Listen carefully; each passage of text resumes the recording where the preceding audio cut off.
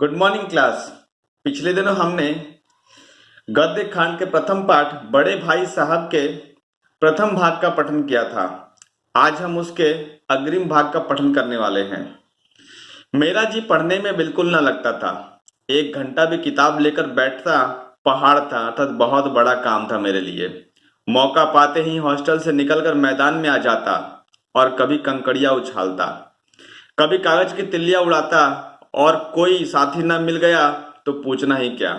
कभी चार दीवारी पर चढ़कर नीचे कूद रहे हैं, कभी फाटक पर सवार उसके आगे पीछे चलते हुए मोटर कार का आनंद ले रहे हैं। फाटक पर सवार होकर के फाटक को आगे पीछे करते हुए मानो मोटर कार पर सवार हैं।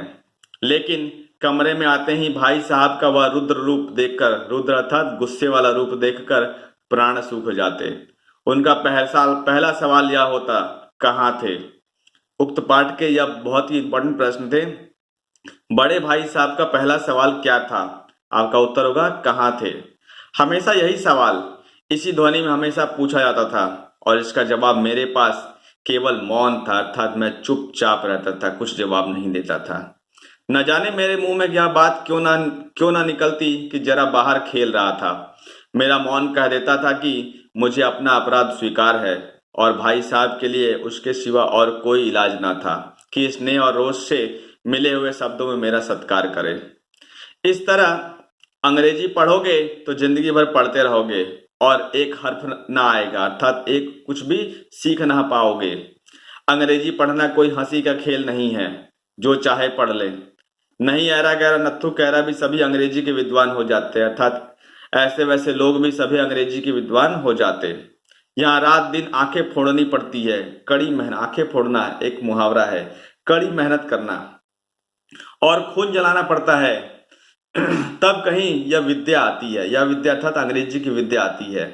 और आती क्या है? हाँ कहने को आ जाती है। बड़े बड़े विद्वान भी शुद्ध अंग्रेजी नहीं सीख सकते, बोलना तो दूर रहा। और मैं कहता हूं तुम कितने घोंघा हो, अर्थात बुद्धू हो, कि मुझे देखकर भी सबक नहीं लेते। मैं कितनी मेहनत अर्थात मेहनत करता हूं, यह तुम अपनी आंखों से देखते हो। अगर नहीं देखते तो यह तुम्हारी आंखों का कसूर है, तुम्हारी बुद्धि का कसूर है। इतने मेले तमाशे होते हैं, मुझे तुमने कभी देखने जाते देखा है?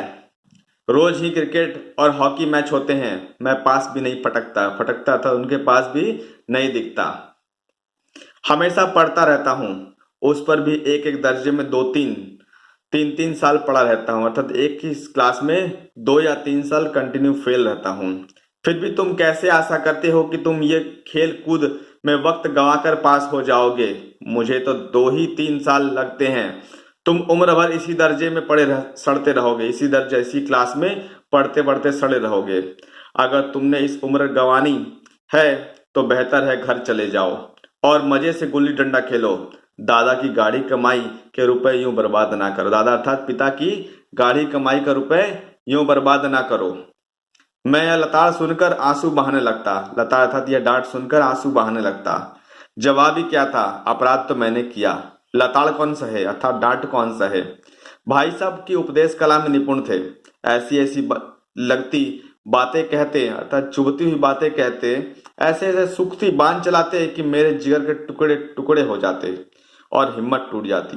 इस तरह जान तोड़ मेहनत करने की शक्ति मैं अपने में ना पाता था, अर्थात भाई साहब के तरह कड़ी मेहनत करने की शक्ति मैं अपने में न पाता था।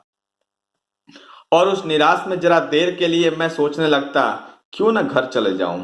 जो काम मेरे बूते के बाहर है अर्थात मेरे बलबूते के बाहर है, उसमें हाथ डालकर क्यों अपनी जिंदगी खराब करूं। मुझे अपना मूर्ख रहना मंजूर था, लेकिन उतनी मेहनत से मुझे तो चक्कर आ जाता, उतनी ज्यादा कितनी जितनी भाई साहब करते थे, बड़े भाई कहते थे। लेकिन घंटे 2 घंटे बाद निराशा के बादल फट जाते।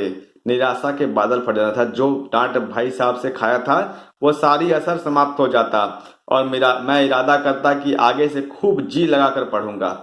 चटपट एक टाइम टेबल बना डालता, बिना पहले से नक्शा बनाए, कोई स्कीम तैयार किए काम कैसे शुरू करूं। टाइम टेबल में खेल कूद की मद बिल्कुल उड़ जाती, मद अर्थात खेल कूद की इच्छा बिल्कुल उड़ जाती। प्रातः 6 बजे से उठना, मुंह हाथ धो नाश्ता कर पढ़ने बैठ जाना। 6 से 8 तक अंग्रेजी, 8 से 9 तक हिसाब, 9 से 9:30 तक इतिहास और फिर भोजन और स्कूल। 3:30 बजे स्कूल से वापस होकर आधा घंटा आराम। 4 से 5 तक भूगोल, 5 से 6 तक ग्रामर। आधा घंटा हॉस्टल के सामने ही टहलना। 6:30 से 7 तक अंग्रेजी कंपोजिशन, फिर भोजन करके 8 से 9 तक अनुवाद। 9 से 10 तक हिंदी, 10 से 11 तक विविध विषय, फिर विश्राम। और इस तरह का पूरा टाइम टेबल मेरा बन जाता। धन्यवाद। आज इतना ही, अगले दिन हम इसके आगे पढ़ेंगे।